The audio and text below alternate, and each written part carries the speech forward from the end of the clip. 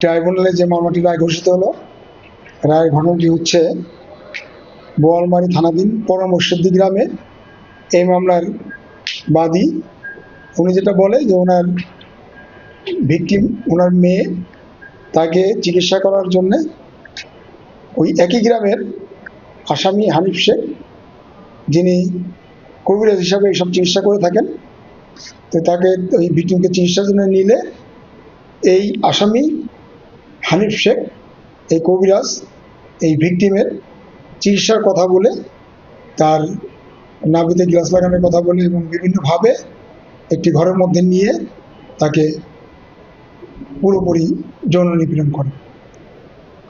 এই মামলাটি রাষ্ট্রপক্ষ সাক্ষ্য প্রমাণের ভিত্তিতে সন্দেহাতীতভাবে প্রমাণ করতে সক্ষম হয়।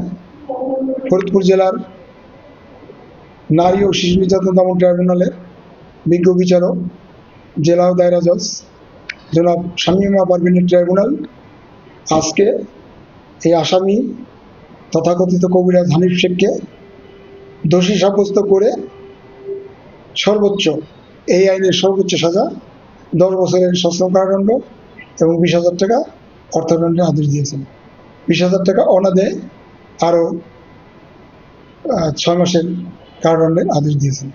উল্লেখ্য যে এই মামলাটি পুরো প্রক্রিয়া চলাকালীন সময় আসামি উপস্থিত ছিল, এমনকি গত যুক্তিতর্কের তারিখে উনি উপস্থিত ছিল, কিন্তু আজকে রায় ঘোষণার দিন থেকে আসামি পলাতক রয়েছে।